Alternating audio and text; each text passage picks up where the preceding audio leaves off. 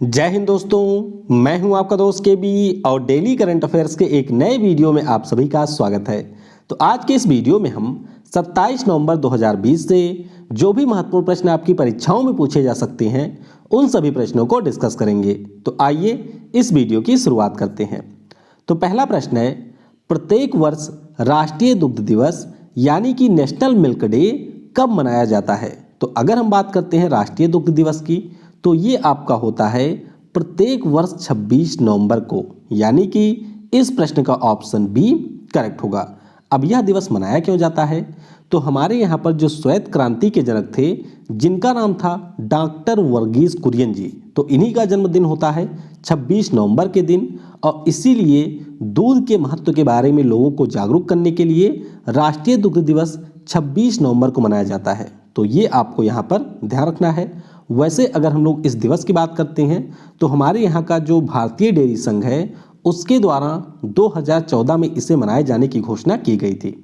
अब राष्ट्रीय दुग्ध दिवस की हमने बात कर ली है, तो आपको याद रखना है कि प्रत्येक वर्ष 1 जून को विश्व दुग्ध दिवस भी मनाया जाता है, यानी कि वर्ल्ड मिल्क डे ये आपका होता है 1 जून को और नेशनल मिल्क डे ये हमारा होता है 26 नवंबर को। तो दोनों के बारे में आपको याद रखना है।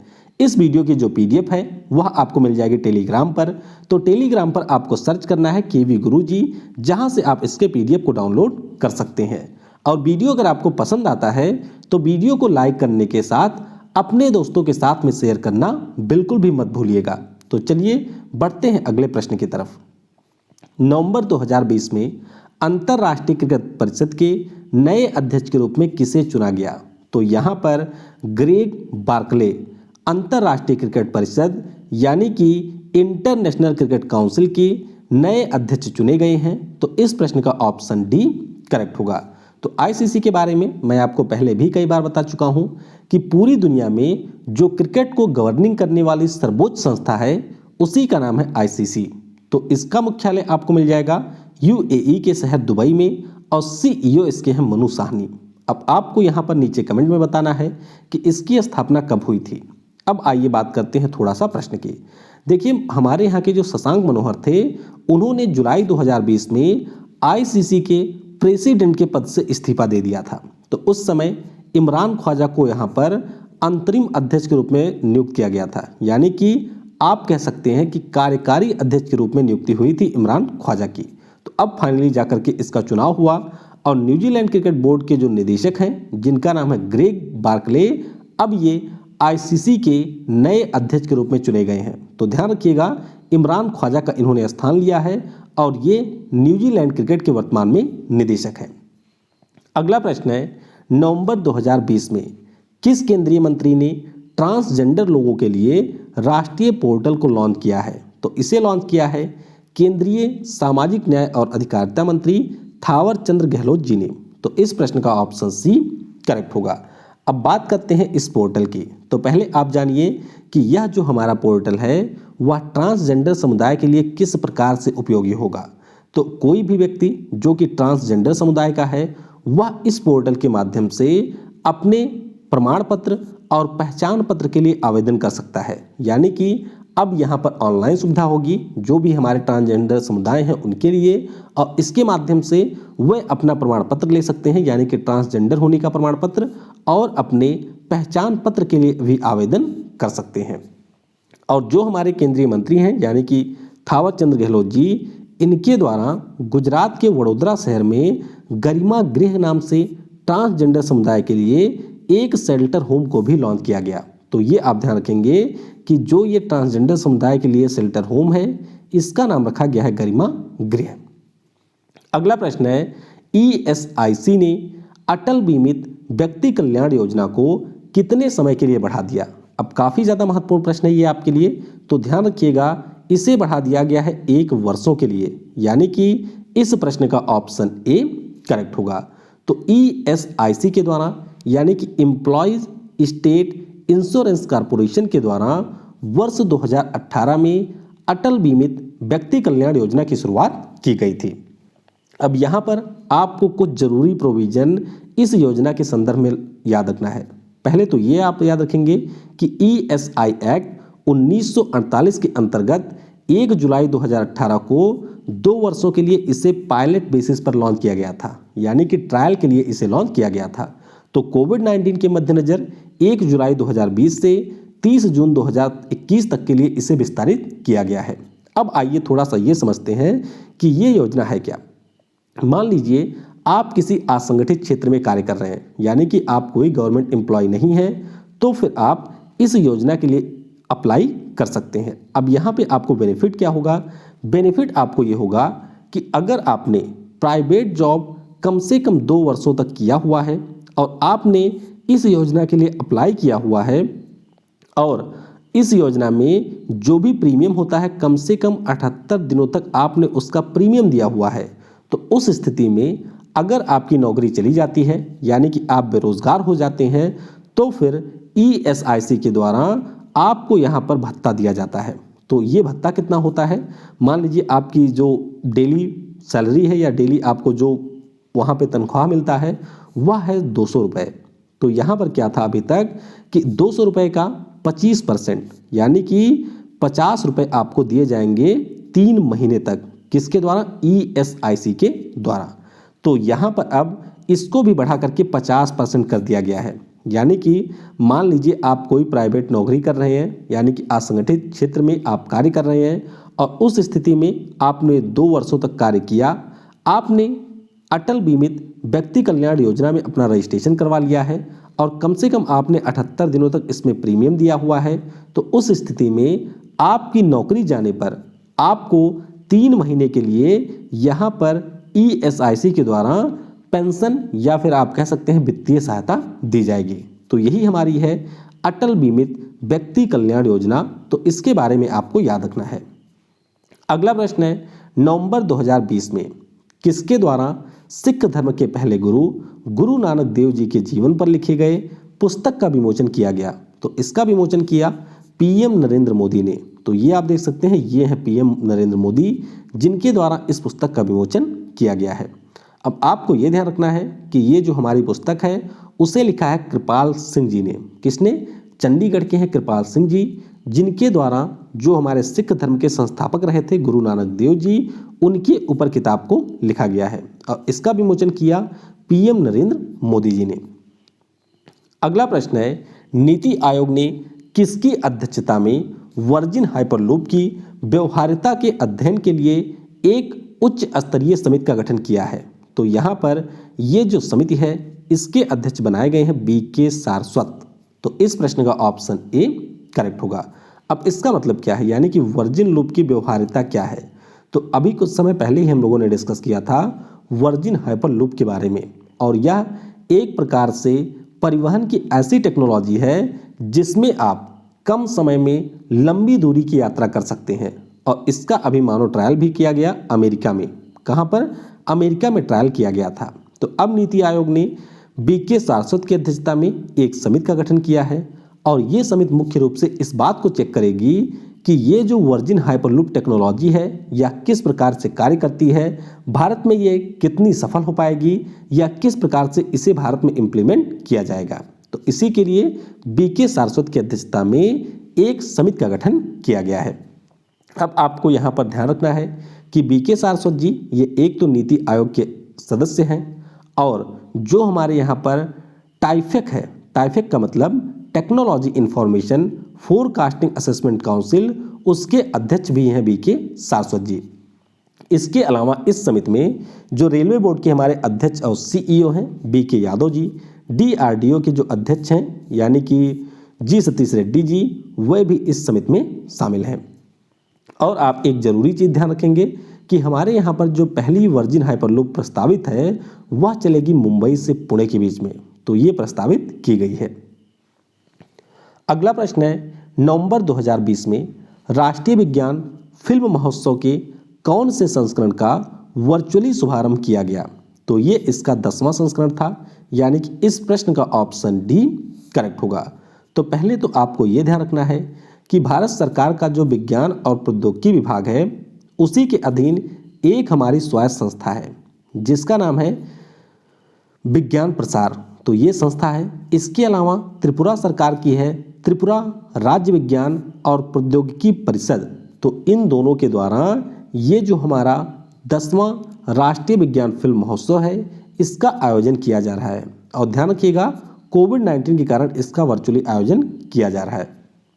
इस फिल्म फेस्टिवल में होगा क्या, तो मुख्य रूप से हमारे देश की ऐसी शॉर्ट फिल्म या फिर डॉक्यूमेंट्री जो कि विज्ञान के ऊपर आधारित है उन सभी की यहाँ पर प्रदर्शनी होगी, यानी कि उन सभी फिल्मों को यहाँ पर प्रदर्शित किया जाएगा।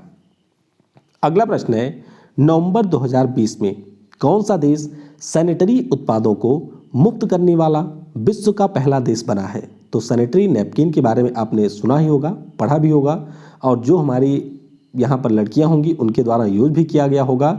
तो अब स्कॉटलैंड दुनिया का ऐसा पहला देश बन गया है जिसने एक बिल के माध्यम से सैनिटरी उत्पादों को अपने देश में मुक्त कर दिया है। तो इस प्रश्न का ऑप्शन बी करेक्ट होगा। तो स्कॉटलैंड की जो सरकार है उसके द्वारा एक बिल लाया गया।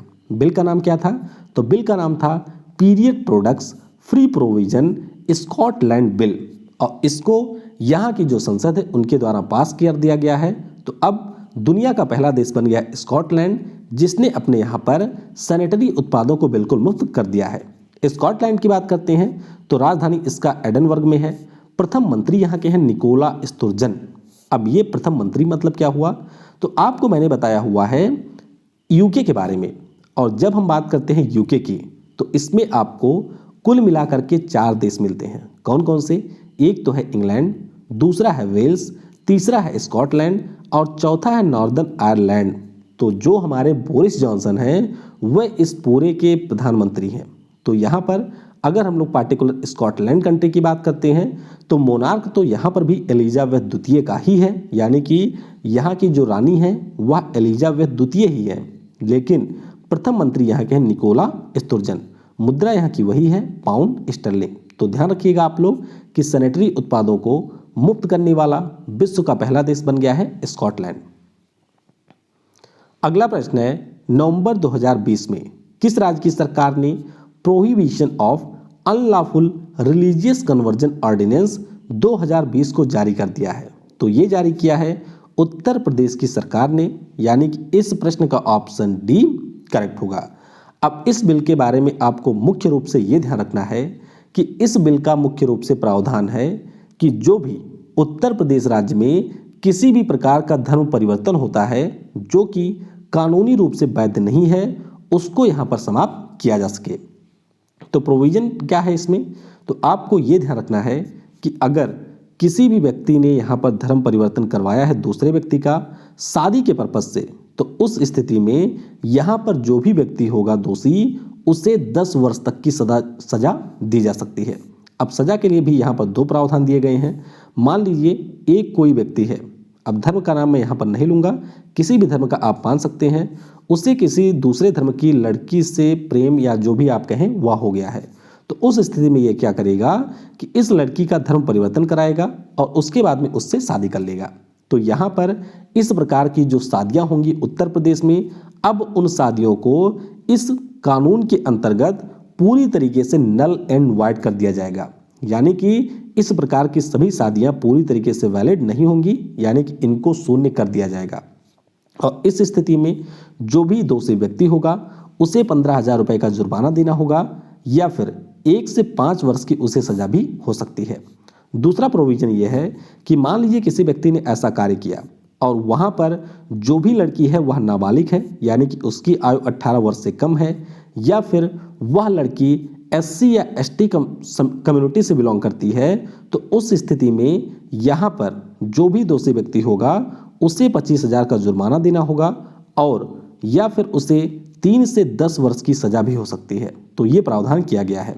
बाकी अगर कोई बड़े पैमाने पर इस प्रकार से धर्म परिवर्तन करवाता है तो फिर उसे 50,000 रुपये का जुर्माना देना होगा।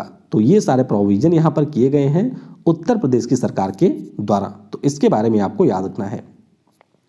अगला प्रश्न है, फुटबॉल के महानतम खिलाड़ियों में से एक डिएगो माराडोना का निधन हुआ, तो ये किस देश के फुटबॉल खिलाड़ी थे। तो याद रखिएगा आप लोग, डिएगो माराडोना ये हमारे अर्जेंटीना देश के फुटबॉल खिलाड़ी थे। तो अभी इनका निधन हो गया है, तो इस प्रश्न का ऑप्शन ए करेक्ट होगा। अब डिएगो माराडोना का नाम इतना महत्वपूर्ण है क्यों, क्योंकि 1986 में जो पुरुषों वाला फीफा विश्व कप हुआ था उसमें विजेता टीम रही थी अर्जेंटीना, और उस समय जो अर्जेंटीना की टीम थी उसके कप्तान थे डिएगो माराडोना। तो अभी इनका निधन हो गया है। याद रखिएगा, काफ़ी ज़्यादा महत्वपूर्ण प्रश्न हो सकता है आपकी परीक्षा के लिए। तो यहाँ पर आपको ध्यान रखना है कि डिएगो माराडोना जो कि फुटबॉल के खिलाड़ी थे और किस देश से थे, तो ये अर्जेंटीना के फुटबॉल खिलाड़ी थे। चलिए कुछ अन्य महत्वपूर्ण चीज़ें भी जान लेते हैं। भारत में प्रत्येक वर्ष 26 नवंबर को संविधान दिवस मनाया जाता है। तो ये आप सभी को याद होगा क्योंकि इसी दिन संविधान सभा के द्वारा संविधान को सौंपा गया था 26 नवंबर 1949 को, और इसीलिए प्रत्येक वर्ष 26 नवंबर को हम लोग कॉन्स्टिट्यूशन डे के रूप में मनाते हैं। इलेक्ट्रॉनिक्स और आईटी मंत्रालय के द्वारा अभी आईटी एक्ट के सेक्शन 69A के अंतर्गत अली एक्सप्रेस सहित 43 चीनी ऐप्स को प्रतिबंधित किया गया है। तो ये आपको ध्यान रखना है, और इस बार ये तीसरा मौका है जब भारत सरकार के द्वारा चाइनीज ऐप को बैन किया गया है। तो अब भारत में कुल मिलाकर के 200 से ज़्यादा चाइनीज ऐप ऐसे हैं जिनको सरकार के द्वारा बैन किया गया है। इनमें से जैसे अली एक्सप्रेस हो गया, फिर आपका ये जो गेम था, क्या नाम था उसका, पबजी था, उसके अलावा टिकटॉक था।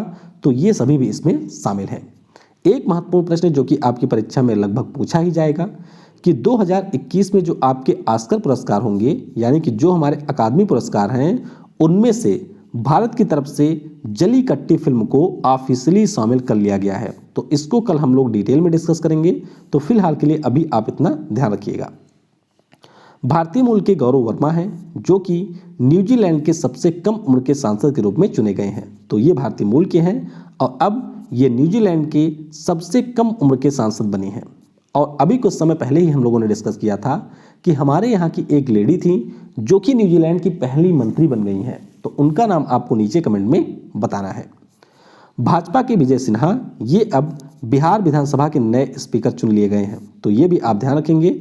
अभी हाल ही में जो बिहार विधानसभा के चुनाव थे वह समाप्त हुए, और उस समाप्ति के बाद में जो एनडीए है यानी कि नेशनल डेमोक्रेटिक अलायंस, जिसमें आपको बीजेपी के साथ में क्या एक पार्टी थी, जनता दल, इन्होंने मिलकर के सरकार बनाई है और एक बार फिर से नीतीश कुमार जी सीएम बन गए हैं बिहार के।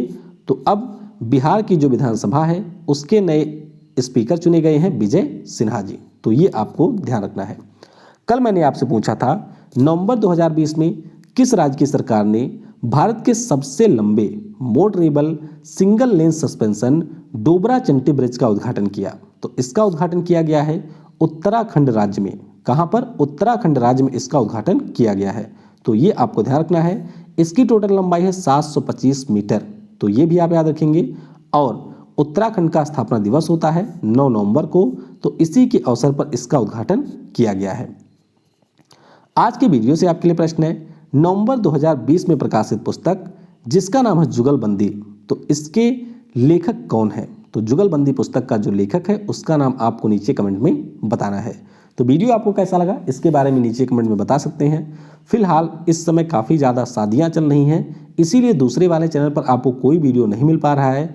बड़ी मुश्किल से मैं इस समय आपको डेली करंट का वीडियो ही दे पा रहा हूँ। अब देखिए, आज भी एक शादी थी जिसके कारण मुझे काफ़ी लेट हो गया, लेकिन फिर भी मैंने कोशिश की कि जो आपको डेली करंट अफेयर्स की वीडियो मिलती है वह लगातार मिला करे। Thanks for watching. जय हिंद, जय भारत, और सबसे ज़रूरी, पढ़ेगा भारत तो बढ़ेगा भारत।